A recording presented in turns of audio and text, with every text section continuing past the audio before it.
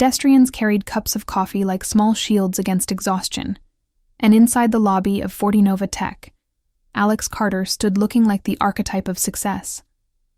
His bespoke suit was pressed to perfection, his tie knotted with the kind of discipline that comes only from long years of practice, and his polished shoes caught the faint reflections of the skyscrapers above. From the outside, he was the image of a man in control, the archetypal CEO. Inside, however, there was a hollow space that had grown louder with each passing day since his divorce, 6 months and 3 days ago. The sound of the judge's gavel still echoed in his memory whenever he let his guard down, and with it came the finality of endings he had never truly believed would happen. Alex's calendar was full, his board members impressed, his investors secure. But there was a silence behind all of it that haunted him more than he cared to admit. "Good morning, Mr. Carter," said Kelly Price, his assistant, moving briskly with a tablet clutched against her chest. "Board update at 11, client lunch at 1, PR strategy meeting at 3, and the gala at 6. Martin Brooks also wants to speak with you before the board." Alex gave a tight nod, replying, "Tell him I'll call in 15. I'll step out for coffee."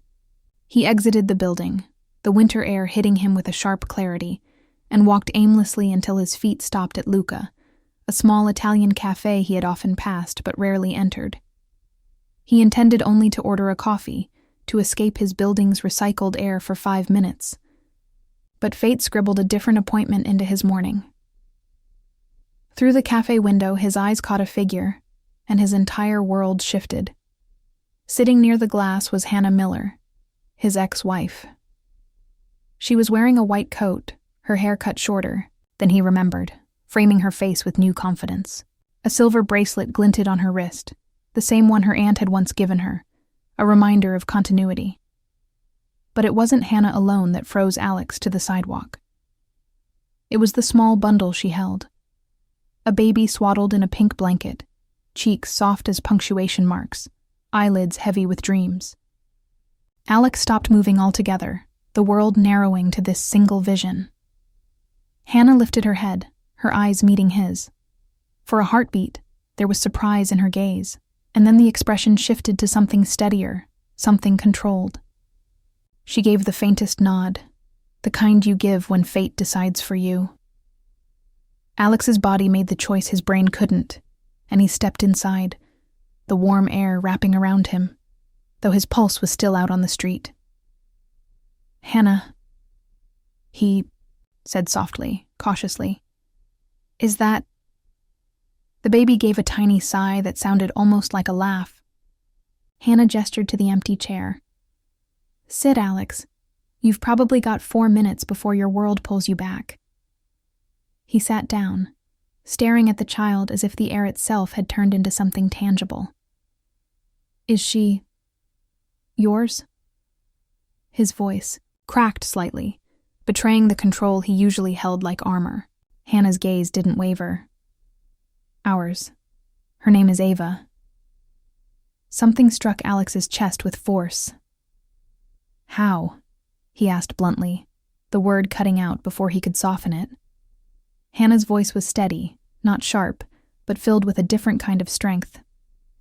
"Do you remember the IVF embryos? We had 3 frozen. The clinic emailed in January. You didn't respond. I did." The memory hit him like cold water. Late nights buried under pitch decks. Kelly's voice saying the clinic had emailed. His response, "Park it." He had parked vacations, conversations, feelings. He had parked everything, including his marriage. "The consent forms had both our signatures," Hannah said. "Legally, ethically, it was clear." Dr. Emily Friedman asked if I was ready. I said yes. Ava was born in September. "September," Alex repeated, staring at the baby's tiny hand flexing against the blanket. "Can I—" he started, then stopped, his throat thick. "May I hold her?" Hannah studied him for a moment before handing the baby carefully into his arms. "Support her head," she said, the universal instruction of mothers everywhere. half command, half prayer. Ava's weight was feather-light and crushing all at once. Alex's world fell into silence, not empty, but full, filled with the rhythm of her small breaths. Her fingers curled around his index finger, and in that grip, he felt a contract more binding than any he had ever signed in the boardroom. "She's mine too," he whispered. Hannah nodded. "DNA says so. Responsibility too, if you want it." "I want it," Alex said, his voice breaking in a way he hadn't heard it break in years. At that moment, the cafe door opened, and Martin Brooks appeared, scanning the room. "Carter, there you are. We're due in 10. Reality snapped back. Alex exhaled and carefully placed Ava back into Hannah's arms. "I'll come by," he said. "Tonight, tomorrow, whenever you say." Hannah scribbled an address onto a cream card and slid it across. 7 tonight. Brooklyn. And Alex. Come as yourself, not as your calendar. He tucked the card into his wallet like a fragile thing. He looked once more at Hannah and Ava, before walking out, his spine straighter than it had been in months. The city's noise sounding less like chaos and more like permission. That evening. He stood outside a small Brooklyn apartment with lace curtains glowing yellow behind them. Hannah opened the door, looking worn yet composed, the way only mothers manage. Inside, the air smelled faintly of cinnamon and laundry. On the floor lay a soft rug, bookshelves lined with Baldwin and Sidwa, and in the corner, Ava slept in her bassinet with a tiny hand raised like she was commanding the world to pause. "Tea?" Hannah asked. "I'll make it," Alex replied, stepping into the kitchen. Everything was labeled neatly, the spice jars alphabetized. "Still organizing the chaos?" he asked. Hannah smirked, folding a stack of baby clothes. "I look for order where I can." They drank tea while speaking truths in careful sentences. Alex asked about the pregnancy. "Lonely," Hannah admitted. "But also not. My mom came for 2 months. The prenatal yoga group became my chorus line. Ava came on a Tuesday, very much herself." They talked about her mother's joy, about Ava's first smile, about how responsibility had filled every space. "I want you to be her father," Hannah said finally, serious, steady. "But I don't want Ava to watch us fight. We're over, Alex. What remains is respect, accountability, and maybe a new kind of friendship. I don't want complicated." Alex nodded. "I don't either. I just want to learn her." They wrote rules on paper. Consistency. 2 weeknights and Sunday mornings with Alex. No surprises. Big changes discussed. Respect boundaries. Their new lives honored. Family, not fixation. Ava always first. Alex smiled faintly. "Should I sign?" Hannah shook her head. "With your actions." That night, Ava stirred. Alex picked her up, humming a tune from his grandmother. Imperfect, but tender. Ava's eyes fluttered closed. Hannah stood in the doorway, whispering, "Sometimes intention is the music." Over the weeks that followed, 40 Nova's calendar shifted. Kelly noticed new blocks marked non-negotiable. Wednesdays and Fridays, Alex was in Brooklyn, bottles warming, diapers changed with fumbling hands, Ava's laugh echoing in the small apartment.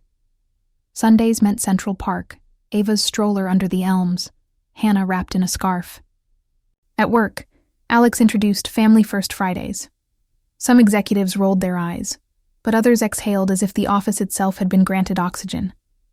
Then came November, when Ava developed a fever. Hannah opened the door with tired eyes.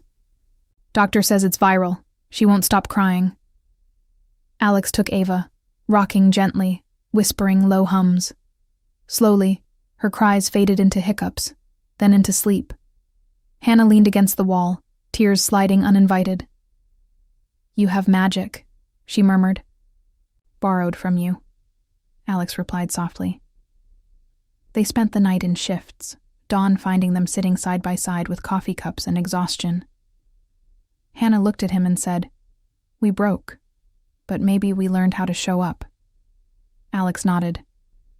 "We're parents. For now, that's enough." December wrapped the city in lights. 40 Nova closed a funding round. At the board table, someone joked, "Carter, you've changed. What's the secret?" Alex smiled faintly. "A small human," he said, thinking only of Ava. Meanwhile, Hannah confessed she was considering returning to work. "Brooklit wants me to run their digital series, but daycare, schedules, it feels impossible." "We'll split it," Alex said instantly. "I'll handle mornings twice a week. We'll figure it out." On the first day of daycare, Ava cried with the full heartbreak of small children. Hannah's eyes filled. Alex whispered into her hair, "We'll cross this bridge. Envelope." "We need to formalize this," she said. "Because Ava was born after the divorce, the lawyer suggests a supplementary agreement for your parental rights. It should all be clean." Alex took the papers in his hand and felt the weight of them differently than he once did. Paperwork had once been a victory, a contract, a deal. Now it was something else. Responsibility, permanence, a declaration that wasn't just about business. "Do whatever best serves Ava," he said. "Not my pride, not yours. Just her."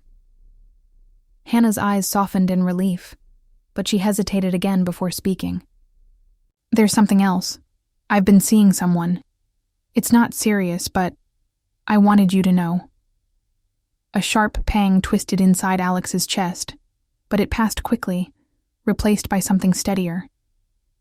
"If he's kind to Ava and respects the rules we've made, then I won't stand in the way," he said, surprising himself with the calm of it. They added another rule to the fridge. New partners, Yark here, new respect. February brought sunlight that bounced off cold sidewalks. Alex carried Ava through the icy wind at Coney Island, her cheeks flushed fro.